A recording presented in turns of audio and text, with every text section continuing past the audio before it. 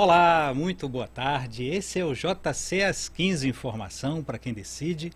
E eu sou Fred Novaes, estou aqui de segunda a sexta-feira, a partir das 15 horas, na live do Jornal do Comércio, trazendo notícias, análises, entrevistas, bate-papos, colunistas, trazendo informação para você que busca ter base para decidir. E hoje, nessa segunda-feira, dia 27 de janeiro de 2020, eu estou aqui com duas companhias luxuosas para fazer esse programa ao vivo aqui no Facebook do Jornal do Comércio e também no YouTube. Eu tenho aqui ao meu lado a jornalista Mazé Mourão. Mazé, seja muito bem-vinda aqui ao nosso programa. Obrigada, Fred. Gostei de ser uma presença luxuosa. Com certeza, Mazé.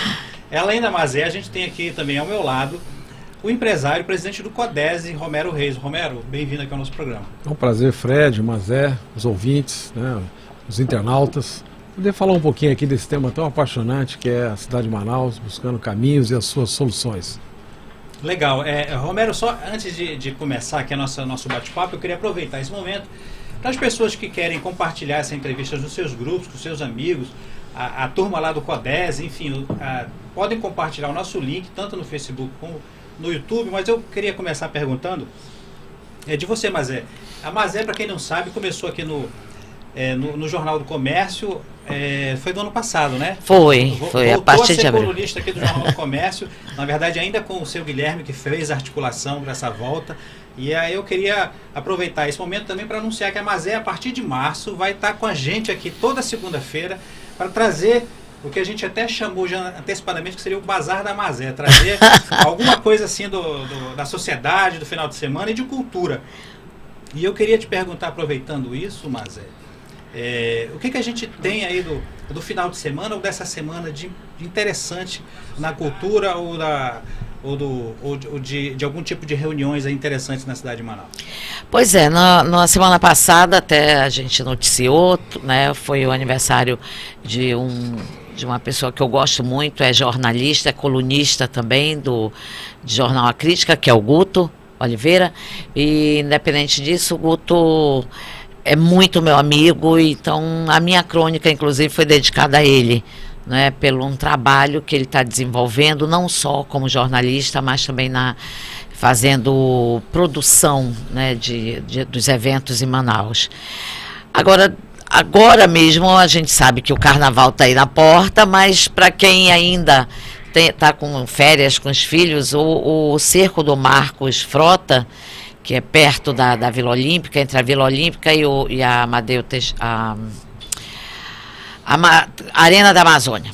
E aí lá é um circo climatizado, onde está muito bonito, todas as apresentações são muito bonitas e com um diferencial muito grande, que hoje em dia é obrigado também, sem animais. Né? Então o circo ele se detém ao que ele tem que fazer mesmo, palhaços, entreter, sem violência e tal. Eu acho que são essas duas coisas, fora o carnaval, claro. Legal, o carnaval já está inclusive em ritmo de esquenta, né, em vários lugares, e a tendência é crescer cada vez mais. Agora, Romero, a gente sabe que você tomou posse lá no CODESE, que o CODESE, para quem não sabe o que é o CODESE, é o Conselho de Desenvolvimento Econômico Sustentável e Estratégico de Manaus. Ele tem diante dele um grande desafio, que é, na verdade, ser um instrumento que possa receber contribuições para o desenvolvimento da cidade, com uma meta, inclusive, ousada, né, de colocar Manaus entre as 10 melhores cidades para se viver dentro de um determinado período de tempo, né? Que desafio é esse que o CODESE tem pela frente? É muito bom estar aqui, podendo falar um pouco sobre a questão das cidades, né, e das suas soluções, porque quem tem que dizer para onde as cidades devem ir nada melhor do que a sociedade civil organizada, né? E gestor público vai cumprir aquilo que a sociedade entende como adequado, né? E dessa forma o CODESE de Manaus se baseia num projeto que foi começado lá com Silvio Barros, que o pessoal que está há mais tempo em Manaus conhece bem. Ele foi secretário do Gilberto Mestrinho no Amazonas Tour, né? E depois ele foi prefeito de Maringá, e lá ele teve uma administração muito exitosa, e todas aquelas boas ações e boas práticas que ele colocou na sua administração levaram a inserir Maringá entre as melhores cidades brasileiras, sobre vários quesitos. E isso foi depois da saída da prefeitura. Ele transformou isso num projeto que foi abraçado pela Câmara Brasileira da Indústria da Construção Civil, que fui conselheiro em 2015, 16, 17, quando era presidente da Associação das Empresas do Mercado Imobiliário aqui no estado do Amazonas. E assim que nós tomamos conhecimento desse projeto, nós escrevemos Manaus para recebê-lo. De 2015 até final de 2017 foi um ano de apresentar isso, de convencer as pessoas de que era um movimento legítimo, e no início de 2018 o CODESE foi constituído. O nosso primeiro presidente foi o Antônio Azevedo, e aí vieram uma série de conselheiros, pessoas que conhecem a problemática local, ajudando a pensar e traçar os rumos dessa cidade tão apaixonante quanto é Manaus, não em um ano, em 2 anos, em 3 anos, mas pensando em pelo menos 20 anos, ou seja, de 2018 a 2038. Inclusive, Mazé, uma das grandes questões que a cidade de Manaus é uma cidade tão bela, ela é rica porque é uma cidade ambiental. A gente tem rios gigantescos ao nosso redor, a gente tem uma selva linda, maravilhosa, exuberante, essa era a palavra que eu estava buscando. A gente tem também uma cidade histórica, com uma história linda do período áureo da borracha, mas ao mesmo tempo a gente não consegue desenvolver de uma forma mais profunda e mais abrangente a questão do turismo.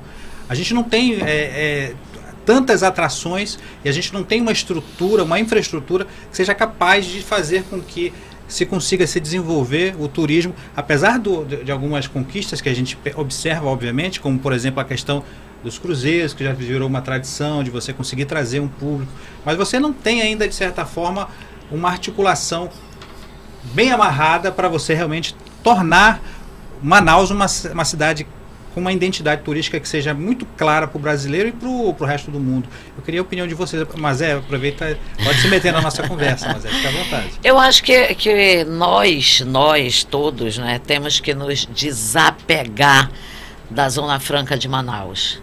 Entendeu? Se as pessoas, os administradores, todo mundo, a população, né, o empresário, não pensar com a cabeça de realmente vamos fazer o turismo, que é isso que vai salvar a nossa cidade, o Amazonas, que ele vai se tornar, que ele já é muito conhecido, é uma das palavras mais conhecidas no mundo todo, que é a floresta amazônica, o Amazonas, e depois vem a floresta amazônica, né, a nossa floresta.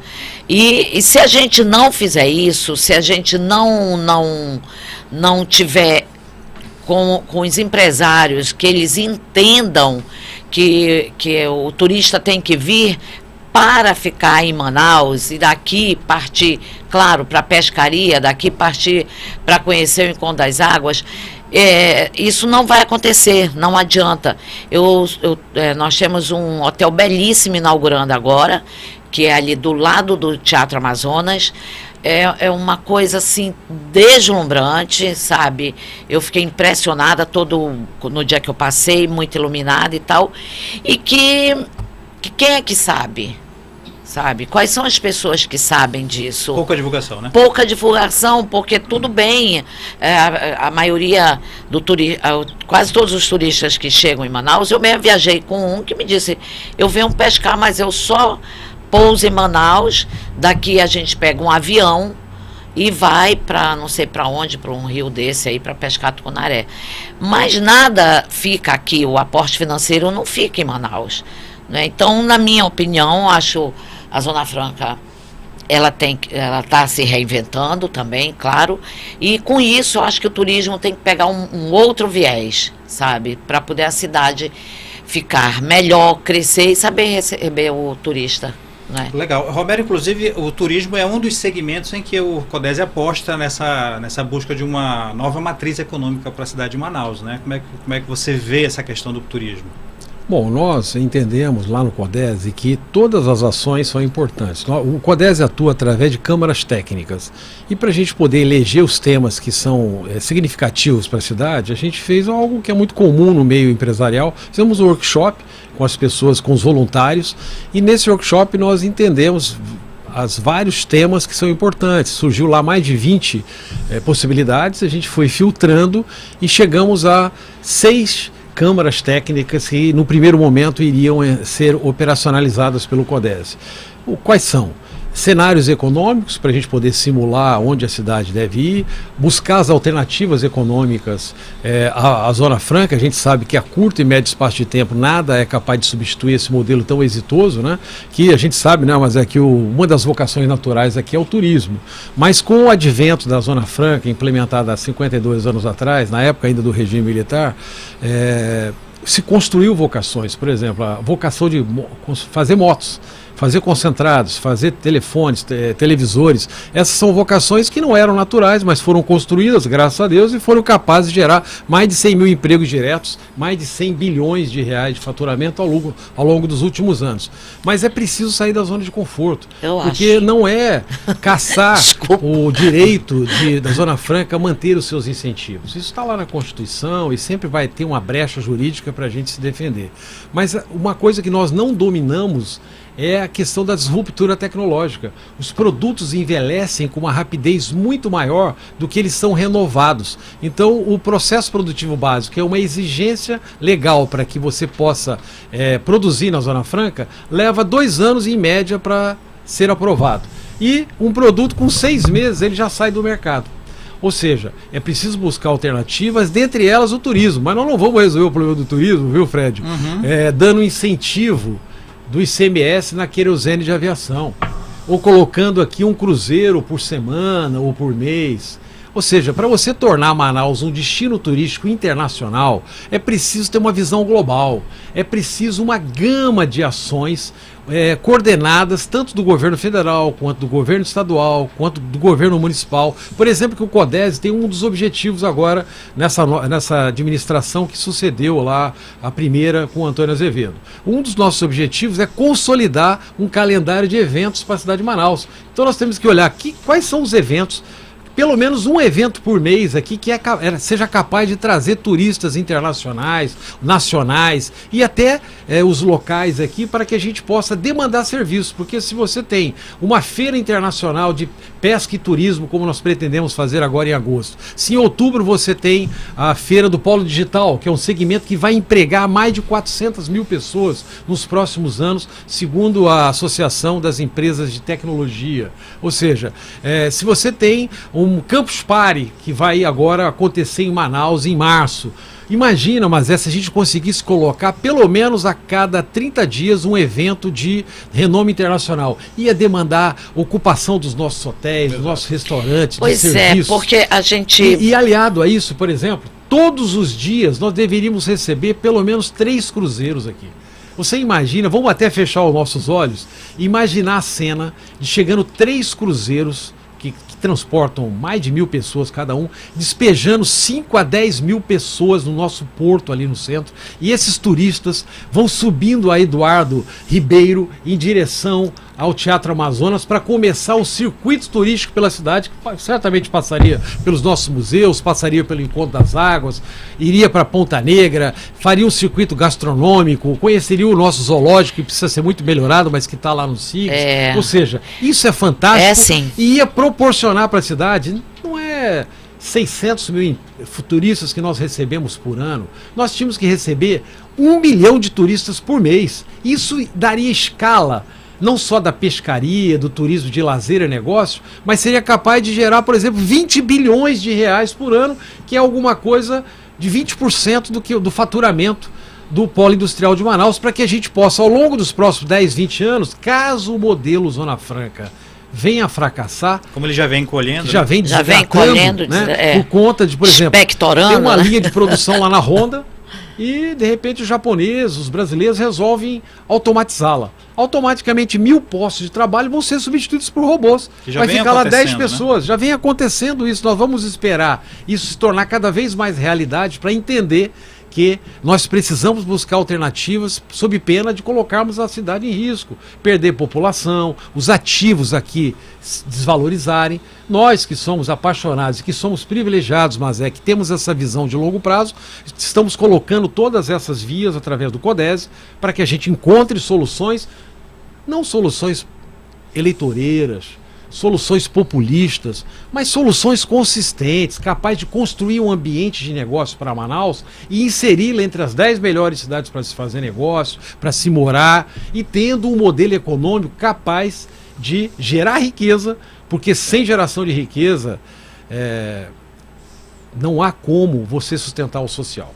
Durante décadas essa ótica foi invertida no país e a gente viu ideologias retrógradas sendo vomitadas nos ouvidos dos nossos filhos nas universidades. Verdade. A tal ponto de demonizar o lucro, de achar que quem gera emprego e renda é o governo. Não é, quem gera emprego e renda é o empresário, e ele precisa ter um parâmetro fundamental, que é a confiança. Sem confiança não há investimento, sem confiança não há como você construir um ambiente com segurança jurídica. E é isso que o CODESE se propõe a pensar. Eu vejo hoje uma grande boa vontade e uma realização muito grande mesmo do atual governo junto à Secretaria de Cultura. Por exemplo, nós vamos ter o Festival de Jazz, nós vamos reviver, né, no Festival de Jazz agora há 10 anos, onde todos os restaurantes associados vão ter a plaquinha, aqui tem jazz, e o restaurante vai colocar um cardápio especial para quando terminar quando terminar aquela apresentação do jazz, quem quiser ir jantar e levar as pessoas e tal, elas poderão participar desse Aqui Tem Jazz. Então, isso é uma coisa que eu vejo que o secretário Marcos Apolo está com uma preocupação muito grande, entendeu? Em trazer na cultura a preocupação do turismo, sabe? Da geração de renda. De fazer integração, fazer né? integração, os restaurantes, quer dizer, isso é muito legal, porque a gente sai às vezes do Teatro Amazonas e não tem um lugar aberto, não é um lugar que a gente possa sentar para jantar e tal. Agora no Festival de Jazz vai acontecer isso. Ele fez uma coisa muito bacana também, eu tenho certeza que vai ser melhor ainda em Parintins, que é o atendimento ao turista, entendeu? Na praça lá, Nossa Senhora, na Praça da Catedral, e todo climatizado, o turista chegava lá, recebia todas as informações, tinha uma feira de artesanato. Mas eu acho que se também não é pensar só, como você falou, que o governo é que tem que fazer. Não é? Todo o empresário tem que fazer, todo mundo tem que ajudar, e não ficar esperando só, não, eu tenho que ter a verba para poder. Não tem. Tem que procurar uma forma de fazer com que o turismo, de que Manaus cresça da melhor forma possível, que é com o turismo. Há um conceito equivocado, né, de que acha que o governo tem que fazer isso, tem que fazer aquilo. O governo só tem que criar as condições adequadas, pedir. Tem que não pode atrapalhar, né? Hoje, na hora do almoço, eu tive uma reunião lá na Panamazônica, que é uma organização, uma ONG, né, que visa o desenvolvimento da nossa região. E lá na hora o pessoal pediu para dar uma palavra. Eu lembrei daquela frase do Ronald Reagan, né? Que toda vez que um agente econômico vai fazer alguma coisa, quando ele se movimenta, o governo taxa, né? Quando ele continua se movimentando, o governo regula. E quando ele para, o governo subsidia. Ou seja, é tudo que a gente não precisa da atuação do governo. O que a gente precisa é que o governo nos ajude a ter uma máquina enxuta, né? Acho que não dá para ter cabide de emprego na coisa pública. Nas nossas empresas, né, a gente pensa 1000 vezes para colocar um posto de trabalho lá. E muitas vezes a gente vê o gestor público colocando 1000 postos de trabalho sem pensar. E essa conta acaba vindo para quem? Para a sociedade civil organizada, para o segmento produtivo, de uma forma ou de outra, muitas delas de forma devastadora, através de uma carga tributária voraz, que tira a competitividade das empresas brasileiras, e a gente precisa sim rever a a carga tributária para você deixar as empresas brasileiras ter condições de competir com as empresas de fora. Então, nós somos totalmente favoráveis aos princípios liberais. Quem tem que mandar no mercado é a livre iniciativa. Agora, primeiro, nós vamos criar condições para que isso possa acontecer e aí sim abrir as fronteiras, abrir o mercado. Por exemplo, a região norte é extremamente carente da infraestrutura. Acho que primeiro o governo federal tem que dotar a região nossa aqui de alguns equipamentos que já existem em outras regiões sul e sudeste, como por exemplo são estradas, fazer a BR-319, aumentar o nosso aeroporto com mais uma pista para ter alternativa, criar um aeródromo. O próprio nosso aeroporto tem que melhorar Essa coisa de dizer que é o eleito melhor do Brasil. Gente, vamos rever essa eleição, porque... Esse ranking tá meio... deixa a gente em dúvida, né? Você vai no lado lá internacional, tem uma lanchonete que você, se tiver com outras pessoas na fila, você perde o pãozinho de queijo, entendeu? Porque eles fazem uma quantidade que eles... Como se eles não soubessem que ia sair um horário de voo, ia ter um voo naquele horário. Então, eu acho que o nosso próprio aeroporto, que deu uma grande melhorada, mas que regrediu, acabou o duty free, acabou, sei lá, uma série de coisas que eu acho que o aeroporto precisa, o nosso aeroporto, ter realmente a cara de que é o melhor do Brasil, eu acho. Aí tem um aspecto, né, que você pergunta. Primeiro as empresas vão se instalar no aeroporto para depois chegar a demanda, ou primeiro chega a demanda e depois você instala os equipamentos melhor.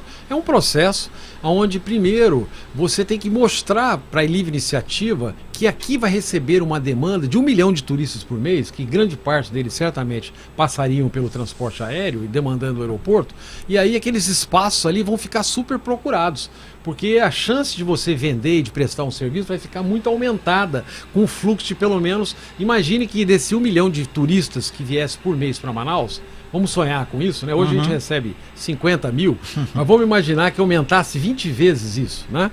Por mês, né? Então olha só o que ia acontecer. Aqueles espaços do aeroporto iam ficar disputados de uma forma muito grande, porque a chance de você vender e prestar serviço aumentaria, isso é ótimo, né? E aí metade pelo menos desses turistas viriam pelo modal aéreo, outra metade viria pelo transporte fluvial, e com a BR-319 interligaria Manaus ao restante do país por estradas, o que é fantástico, porque hoje o estoque em trânsito de Manaus é qualquer coisa em torno de 20 a 22 dias, tornando o custo Manaus muito alto. O quilo do tomate aqui é caríssimo, né? Você vai com R$50 fazer uma feira lá no interior de São Paulo ou na capital de São Paulo, você volta com o seu carrinho abarrotado de frutas e legumes e verduras. E com R$50 aqui, você não compra nada quase, né? Ou seja, o quilo do tomate que lá é R$1, aqui é 10. Aqui é uma especiaria quase. Pois é, porque não planta, não tem esse tipo de atividade aqui que precisa ser desenvolvida,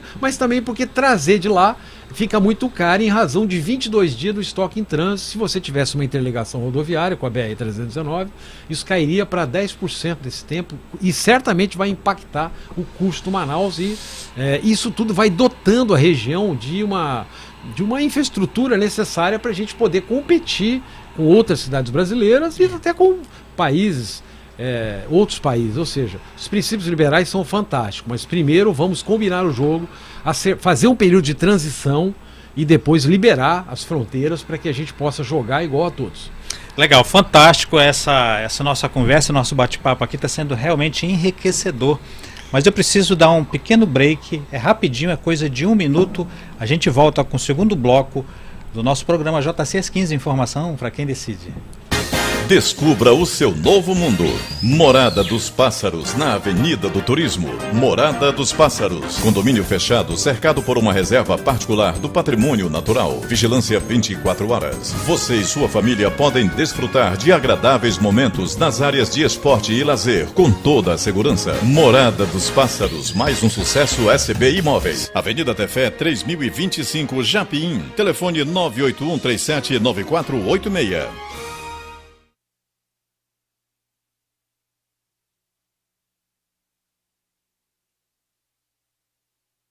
De volta, JC às 15, informação para quem decide. Eu, Fred Novaes, aqui com duas companhias ilustres aqui nesse programa, mas eu queria falar com você sobre o nosso patrocinador SB Imóveis aí com esse condomínio Morada dos Pássaros. Quem quiser entrar em contato, é só procurar um dos consultores de venda na SB Imóveis através dos telefones que...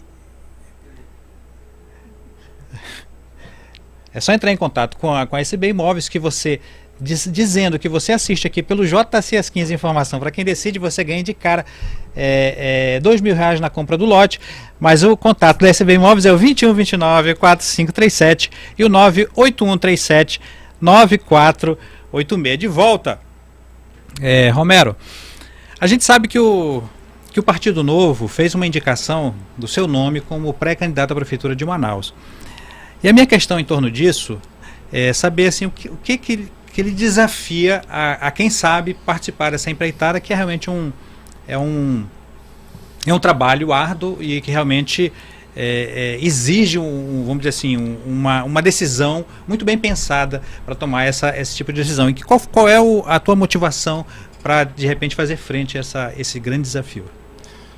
Fred, a gente, como pessoa, nós vivemos vários papéis, né? O papel de pai, de avô. Eu sou casado, tenho 5 filhos, 4 netos, tenho 58 anos, estou aqui em Manaus há praticamente 30 anos, né? Fui oficial do Exército por 23 anos, entrei no Exército com 15 anos de idade e depois de ter feito a Academia Militar, o Instituto Militar de Engenharia, eu decidi vir para Manaus ainda como oficial, aqui me instalei e depois de 10 anos que eu estava aqui trabalhando como oficial do Exército, como engenheiro militar, eu fui tocar minha vida empresarial e estou aqui até hoje, me sinto muito feliz, sou cidadão manauara. E por que pensar na possibilidade de enfrentar as urnas agora na próxima eleição, né? Acho que o instrumento democrático para você ajudar e contribuir com a sociedade é através da gestão pública, né? Então, quando você tem uma bagagem, quando você tem uma liderança, quando você tem uma saúde que te permite fazer isso, eu acho que você deve sim colocar à disposição da cidade, e é isso que nós estamos fazendo, né? Então, eu precisava de um partido, uma ferramenta fundamental nesse processo eleitoral é um partido. E aí, qual é uma sigla que representa o livre mercado, transparência, a não utilização de fundo partidário? Isso é um escracho. Você usar dinheiro público para bancar a eleição. Isso, desculpa, não tem sentido nenhum. Tudo bem que foi aprovado lá no Congresso, foi sancionado pelo presidente e tudo, mas tem coisas que são legais, mas são imorais, né? Então essa é uma delas e por essa razão eu já declarei que não é porque eu estou no Partido Novo, mas o Partido Novo não usa fundo partidário, né? Isso é muito interessante. Não incentiva políticos de carreira. Você tem que alternar isso, você tem que se desafiar. E outra coisa, você não pode ser candidato pelo Partido Novo porque você é amigo do presidente do partido, da nacional, da estadual, da municipal. Se você quiser ser candidato, pré-candidato ou postulante a algum cargo do legislativo ou executivo no Partido Novo, você tem que entrar num processo seletivo, que é totalmente imparcial, que tem regras claras através de um edital. E você, se for escolhido, se você passar em todas as etapas, você vai ser então o pré-candidato e cumprindo o rito eleitoral. Quando chegar lá em junho, isso vai ter que ser homologado através de uma convenção do partido, que é uma exigência da legislação eleitoral, e nós vamos seguir esse rito. Se isso tudo acontecer, certamente nós vamos dar a nossa contribuição, nunca desconstruindo as pessoas, nunca falando mal das administrações que passaram ou que estão aí, porque isso não vai resolver o nosso problema. Nós temos proposta, nós temos conteúdo, nós sabemos quais são os problemas e vamos apresentar soluções de forma muito equilibrada. Não temos nenhum projeto de poder, nenhum. Eu vou continuar morando na mesma casa, vou continuar andando no mesmo carro, vou continuar buscando neto na escola, fazendo supermercado com a minha mulher, andando nos locais que a gente anda e com muita dignidade, sendo um cidadão comum como qualquer outro, mas sabendo que nós temos que tratar a coisa pública com a seriedade que ele pede. Não dá para ter uma máquina inchada, não dá para ter uma máquina que não trabalha em proveito do contribuinte, que não trabalha em proveito do cidadão. E é com esse pensamento que a gente vem aqui apresentar isso e se seguir o curso normal, cumprindo o rito eleitoral, podemos até vir a disputar o pleito.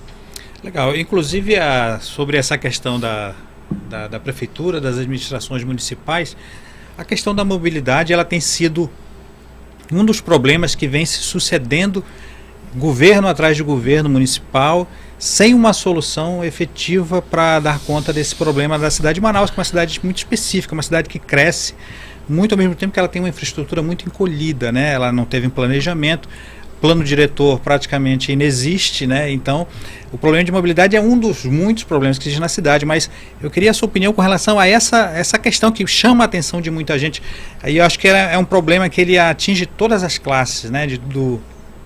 Da classe mais dependente do transporte público, até mesmo aqueles que têm a sua mobilidade independente através dos veículos leves. Eu queria a sua opinião sobre esse problema da mobilidade na cidade de Manaus. Pois é, Fred, a minha formação, né, eu me formei engenheiro de fortificação e construção, que nada mais é do que engenharia civil, lá no Instituto Militar de Engenharia, e a gente lidou muito com esses assuntos de infraestrutura. Embora a infraestrutura em Manaus seja acanhada, como você mesmo disse, a cidade é muito espalhada, é uma cidade horizontal, ela cresceu através de invasões, por questões eleitoreiras. Então você deixava áreas que não eram planejadas ser ocupadas e depois a gestão pública ia lá e legalizava aquilo com asfalto, com limpeza, um custo, tinha que prover a infraestrutura mesmo, é o papel da gestão pública, mas você tem que fazer isso de uma forma ordenada. Então, quando você fala de mobilidade urbana, né, de planejamento urbano, você tem que pensar em 3 eixos. Primeiro eixo é o eixo ambiental. Manaus tem uma pujança do Rio Negro aqui, né, porque nós estamos na margem esquerda do Negro, e 20 quilômetros abaixo do centro de Manaus, o Negro se encontra com o Solimões. Para mim, ali começa o Amazonas. Os historiadores querem dizer que o Amazonas é o maior rio do mundo, diz que é lá nos Andes, né? Mas é o Solimões que é lá nos Andes, mas o Amazonas começa aqui, poucos quilômetros abaixo do centro. E a cidade de Manaus cresceu desordenadamente. Ela cresceu, era uma cidade horizontal, e aí ela contraria uma das máximas da administração pública, que os recursos as necessidades são infinitas e os recursos são escassos. Então você está sempre querendo enxugar gelo, você está sempre tendo que prover a infraestrutura para um local que não tem, quando na verdade a gente precisava parar. E não é parar, a cidade é dinâmica, mas dizer assim, olha, nós queremos que a cidade cresça para a Zona Norte e para a Zona Oeste, porque elas têm baixa densidade demográfica. Mas primeiro a gestão pública vai levar a infraestrutura para lá. Loteamentos, rua, esgoto, que hoje em Manaus é alguma coisa entre 10% e 12%. Como é que pode uma cidade com 2.200.000 habitantes não ter rede de esgoto? Então a gente precisa entender que isso onera demasiadamente a máquina da saúde, são ações que contaminam a educação, que prejudicam o ambiente e, portanto, a cidade precisa ter um planejamento de como crescer, e um dos eixos vitais do planejamento urbano é o transporte coletivo. Como é que você vai resolver o problema do transporte coletivo? Você não vai resolvê-lo com política. Isso é um problema técnico.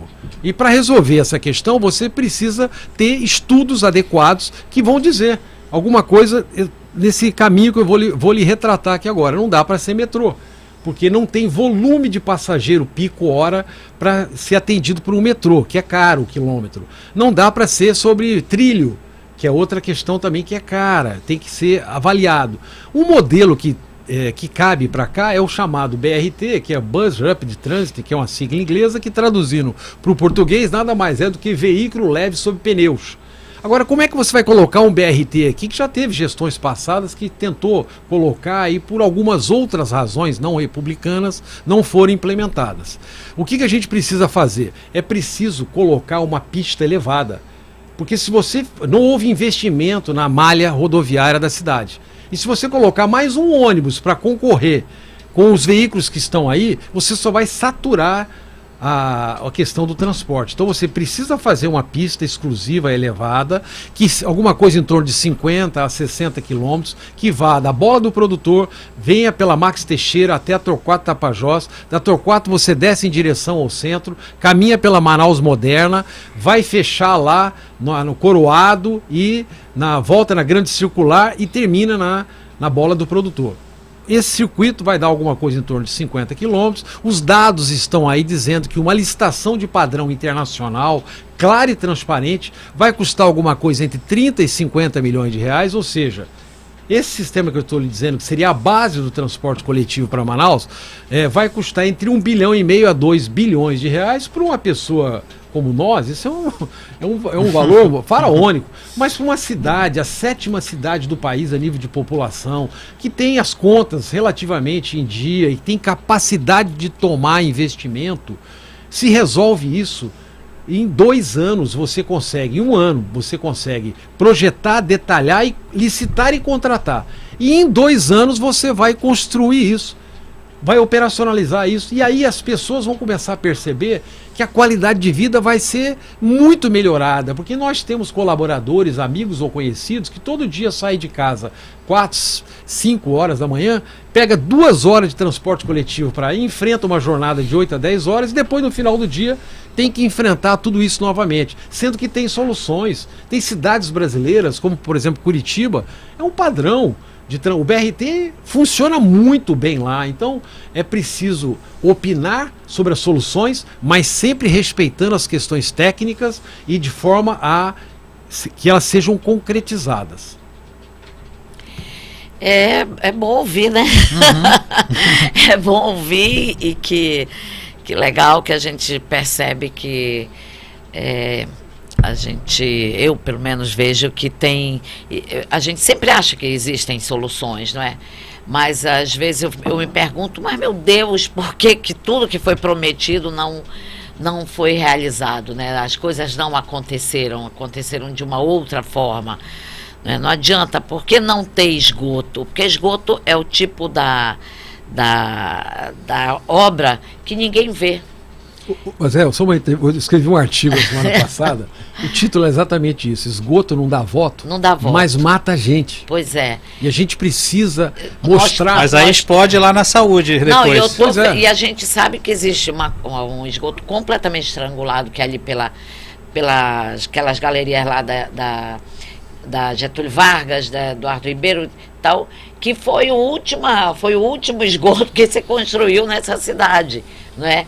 Aí quando chove, alaga tudo, ninguém sabe por que alaga, porque tem esgoto e na verdade ali passavam os rios e os igarapés e tal. E aí a gente fica perguntando também, por que não uma ciclovia também? Quer dizer, uma ciclovia que vá dar em algum lugar, não é? Uma ciclovia até que seja uma ciclovia de verdade.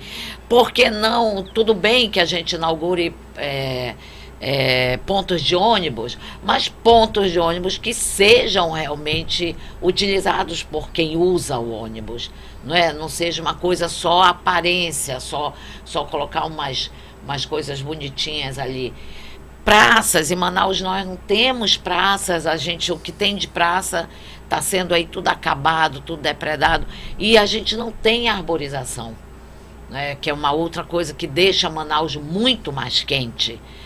Aí você vai em São Paulo, você vai no Rio, você vai em Curitiba, você vê muito mais árvores dentro dessas cidades do que em Manaus, que teria que ser, porque nós estamos dentro da floresta.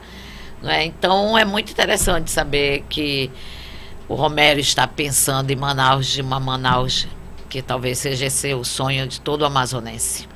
Legal. Antes da gente comentar ainda sobre essa questão do transporte coletivo, que é apaixonante e necessário, né? Vamos falar um pouquinho sobre a questão do saneamento. A solução para o saneamento está encaminhada. E ela não passa por empresa estatal. Graças a Deus isso foi resolvido em Manaus, há uma concessão. E o grupo que está aí, ele tem capacidade técnica e tem capacidade financeira de cumprir o plano de investimento que ele colocou no seu site. Se você entrar no site da aguasdemanaus.com.br, você vai ver lá quem somos.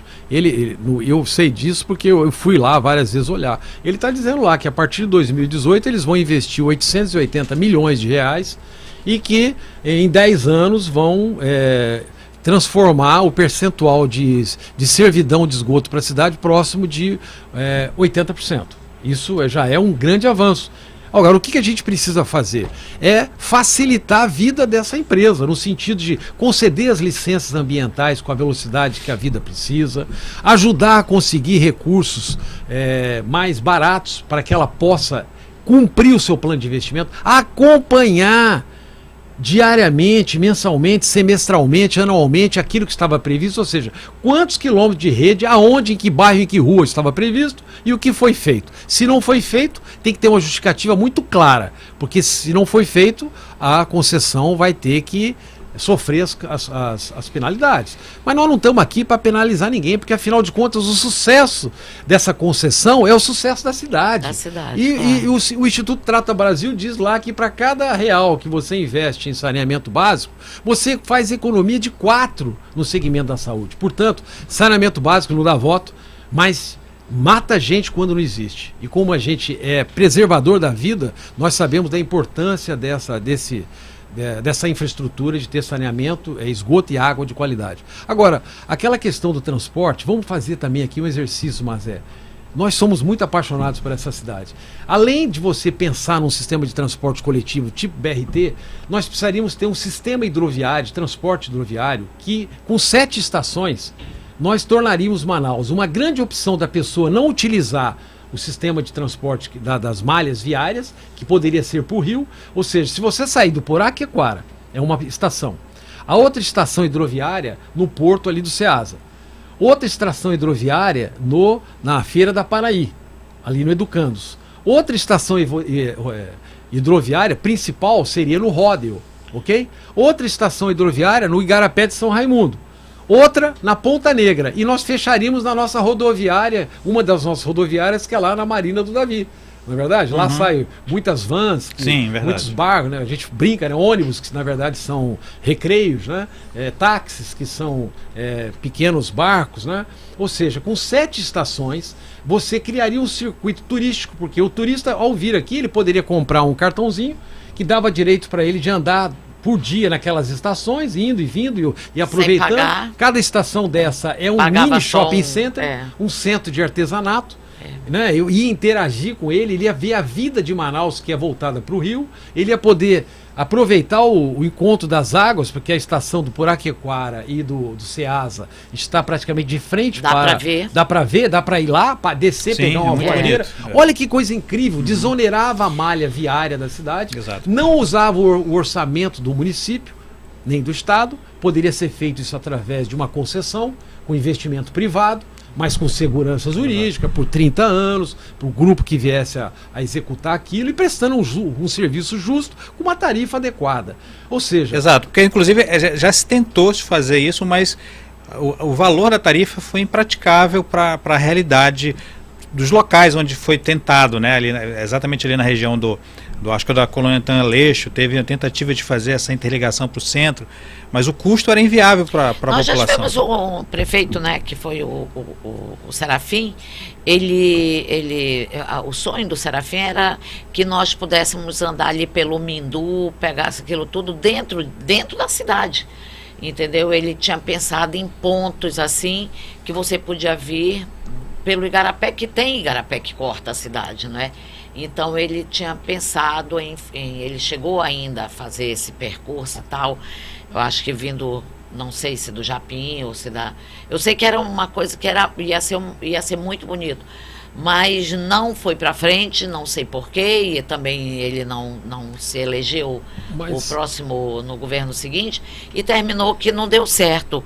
Mas isso é uma coisa que me deixa muito impressionada, porque a gente não usa, não aproveita essa nossas riqueza, estradas, né? O nosso próprio porto de Manaus é um abandono total, é uma vergonha. Um porto que teve algo maravilhoso, como quando era o Rodway há 100 anos, né? Depois houve uma nova investida e o porto ficou lindíssimo, né? Todo mundo com lojas maravilhosas e tal, e de uma hora para outra também acabou, e tá aí. Não sei se quem que pode soerguer a história do Porto de Manaus também, que é um belíssimo porto. Não há dúvida disso, mas Fred, né, os nossos internautas, né, não tem, porque não tem demanda, não instalou o sistema hidroviário, porque não tem demanda, ou não tem demanda, então não instala. A gente precisa romper isso, né? Tem que romper. Como é que nós vamos dar sustentabilidade para o sistema? Né? Ele tem que ter uma tarifa justa, que atenda às necessidades de transporte, de turismo, ou seja, é um conjunto de ações, né? Você tem que tratar Manaus como destino turístico, fazer isso através da iniciativa privada, né? Não dá, o orçamento público está todo ele comprometido com o custeio. Isso é uma realidade, isso não é peculiaridade de Manaus. A grande maioria das cidades brasileiras, 99% das cidades brasileiras, tem um problema de... não tem sobra de investimento, porque a máquina pública está muito aparelhada. Ela consome, arrecada, tributa vorazmente, né? É como um obeso que tem mais de 200 quilos, que come 30 quilos de comida todo dia e diz que vai emagrecer. Essa é a analogia que nós fazemos com o tamanho do Estado brasileiro. Então, se ele quer emagrecer, como é que ele vai emagrecer? Como é que vai reduzir os impostos?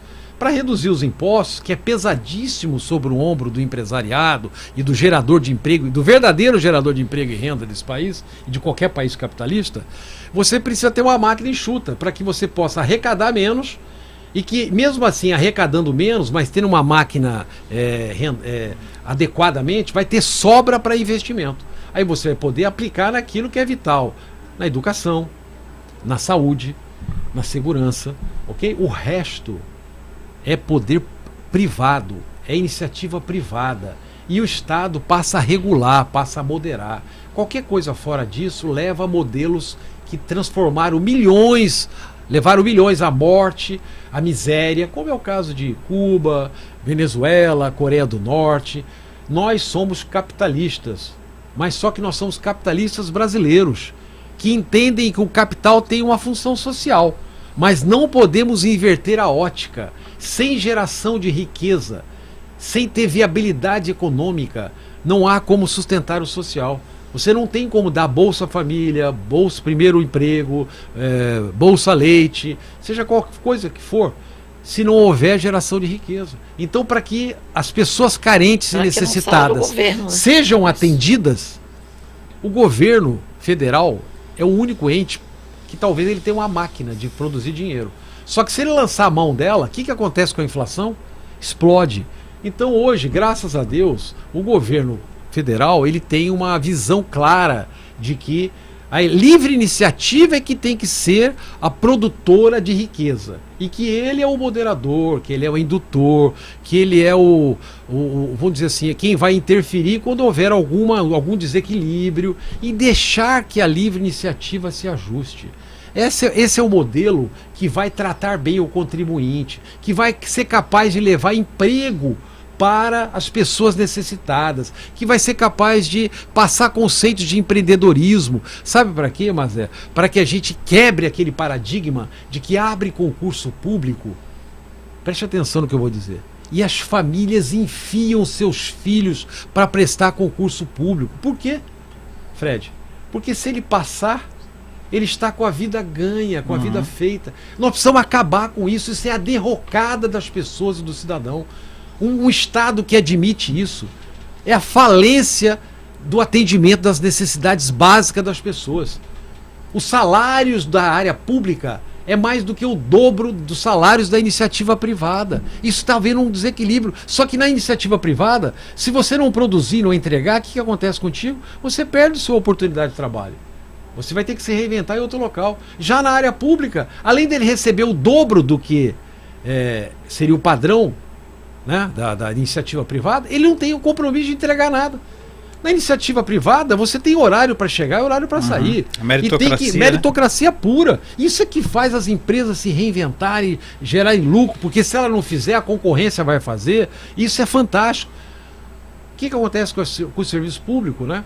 Os funcionários são tratados de qualquer jeito e não tem, a autoestima está baixa. É preciso ter gestão pública que valorize o funcionário público, dizendo para ele: não, nós vamos lhe treinar, nós vamos lhe dar uma condição melhor. Não há como aumentar o seu salário, porque senão vai ser a derrocada do que já está aí de uma forma insustentável. Mas ao longo do tempo, esse processo vai se regenerar. Nós vamos ajudar a iniciativa privada a gerar os postos de trabalho necessários, fortalecendo o modelo econômico, arrecadando tributos, mantendo a máquina, e esse ciclo altamente poderoso é que vai tirar milhares e milhões de pessoas da miséria através de educação de qualidade. Como é que nós vamos? O CODESE apoia o Polo Digital, que é um grande segmento gerador de emprego de qualidade. Hoje em Manaus deve ter mais uns 500 empregos aí de mais de R$5 mil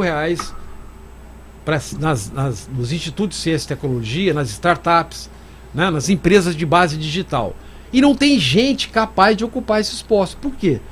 Porque se você olhar o ensino básico, você vai ver lá, ó, o IDEB perfeito, não sei o que, tudo maquiado.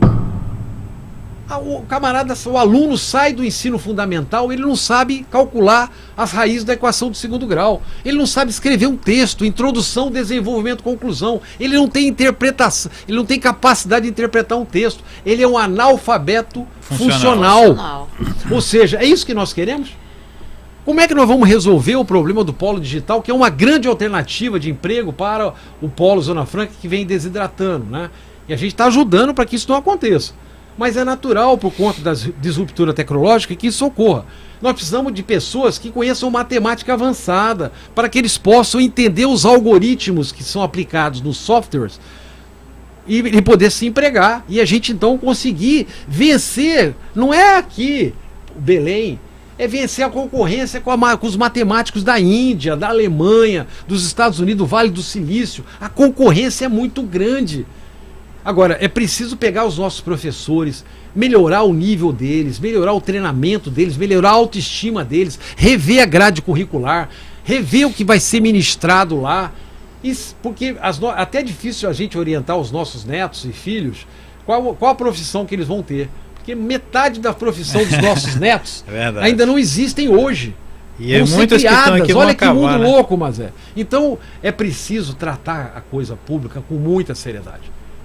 Não dá para ir lá com uma aventura, não dá para ir lá sem conteúdo, não dá para ir lá sem saber o que fazer. É preciso eleger um painel de bordo com indicadores. Estamos aqui e queremos chegar aqui em cima.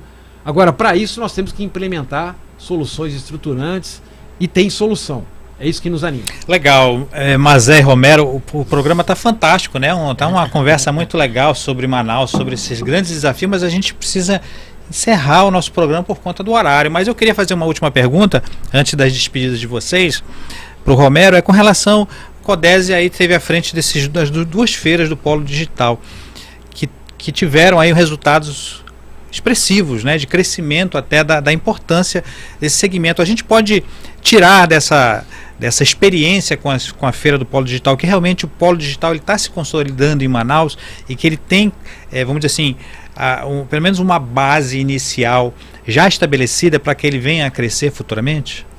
Então, você vê como nós ficamos felizes de buscar ajudar a cidade a encontrar suas alternativas. Uma delas é fortalecer o polo digital. Só que tem assuntos que são transversos, como por exemplo, como é que a gente pode ajudar a consolidar o polo digital de Manaus? Primeiro dizer que nós somos das top 5, as 5 maiores cidades de polo digital: Curitiba, Belo Horizonte, Recife, São Paulo, Florianópolis, né? Manaus está tentando ser a top 6 aí, vamos dizer assim, né? Nós temos uma vantagem em relação às outras cidades. Eles não têm verba de P&D. Ou seja, em razão da lei de informática aqui, nas empresas que estão sujeitas à lei de informática, 5% do faturamento tem que ir para um fundo de pesquisa e desenvolvimento que acaba subsidiando e fortalecendo as startups, os institutos de ciência e tecnologia. Isso é uma força. Nós temos condição de acelerar a maturidade do nosso polo digital com muito mais rapidez do que aconteceu, por exemplo, em Recife. Agora, nós temos outros gargalos. Como é que nós vamos suprir os postos do polo digital, os postos de trabalho do polo digital, se não temos ensino, qualidade de ensino, né? Então é preciso rever a grade curricular, é preciso melhorar a formação dos nossos alunos. A base, né? Eu acho que esse é o problema. Não tem como. O CODESE vem ajudando a pensar, não só no polo digital, mas no turismo, na mineração. É preciso liberar as licenças ambientais. Tem como você conviver com a exploração mineral sem fazer devastação ambiental. Você vê a Potássio do Brasil, é uma mina que vai dar lá cerca de 2 km quadrados, num estado que tem 1.500.000 km². Ou seja, o que o governo deveria fazer? Está aqui a licença ambiental para os sócios da Potássio Brasil. Agora, qualquer problema ambiental, o CPF desses sócios vão responder.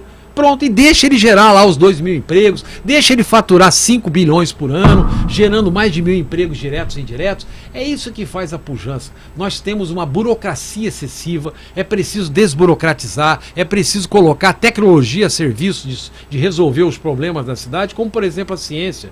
Durante décadas nós ficamos com dinheiro público patrocinando cursos de mestrado e doutorado para uma série de profissionais. E essas teses que eles foram lá produzir não poderiam ser boas só para eles. Elas deveriam ter construído uma linha de pesquisa ao longo de um processo de décadas para dizer assim, o Brasil entrou na era nuclear sem comprar tecnologia, porque os nossos cientistas que foram mandados para a Alemanha, para o Japão, eles foram lá e pesquisaram e ajudaram o país a construir o caminho tecnológico a um custo muito menor do que importar tecnologia. Ou seja, nós poderíamos ficar aqui a tarde toda, né, Fred? Mas é muito agradável falar com vocês, com os internautas. E quem sabe numa outra oportunidade a gente volta aqui para dizer que o futuro de Manaus passa pelo CODESE, que é uma instituição, uma entidade privada, sem fins lucrativos, apartidária, totalmente apartidária. Nós não conversamos de política dentro do CODESE, ou seja, nós pensamos as soluções e ajudamos a implementá-la. Tá ótimo. Mas eu queria a sua manifestação final de despedida do nosso programa de hoje. Foi muito agradável, muito bom conhecer o Romero e saber das intenções dele com a cidade de Manaus, por ser uma manauara ferrenha, sabe? Sou às vezes até um pouco dura, porque eu não aceito determinadas administrações, determinadas pessoas que você está vendo que tem dinheiro, tem possibilidade, que a cidade fica aí nessa maluquice, nesse estrangulamento todo, que é uma pena, né? Uma grande pena. Então foi uma delícia, Fred, pode me chamar mais vezes, eu gostei. Eu quero contar com você aqui comigo, repartindo aqui a bancada a partir de março. Tá certo. Tá legal? Romero, a sua manifestação final, a despedida do nosso programa de hoje. Bom, Fred, dizer que eu me senti em casa, você, o Mazer, né? São pessoas muito agradáveis, né? Poder estar aqui falando, talvez pela nossa empolgação, fruto do vigor, da energia que a gente tem, e nós somos, assim como nós somos apaixonados pela cidade de Manaus, nós também somos inconformados com a situação que está aí, nada de crítica. A crítica pela crítica não tem sentido, ela é abominável, mas a crítica que encontre uma solução e melhor, que a gente faça parte dessa solução. Então esse é o sentido das coisas.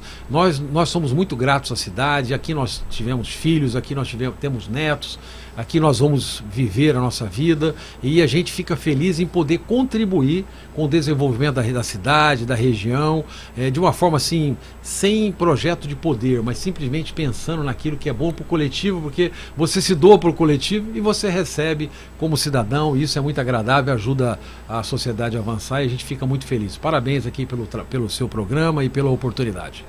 Tá ótimo, gente, eu agradeço aí a quem acompanhou o Jornal do Comércio através do Facebook e do YouTube, também ao vivo na nossa live aqui no JC às 15, informação para quem decide. Todo dia, de segunda a sexta-feira, estamos aqui ao vivo a partir das 15 horas com vários programas interessantes, com conteúdos riquíssimos. Toda semana temos colunistas com participações especiais. Nós temos na terça-feira o Cultura em Tópicos, na quarta-feira o Fala Dinheiro, na quinta-feira nós temos Memória JC e na sexta-feira temos o Balanço Político. Então todo dia é um conteúdo relevante para você, e também o nosso site, o nosso portal do Jornal do Comércio, no jcam.com.br. Se Deus permitir, voltamos amanhã, nesse mesmo horário, 15 horas, no Facebook e no YouTube do Jornal do Comércio. Um grande abraço, até lá.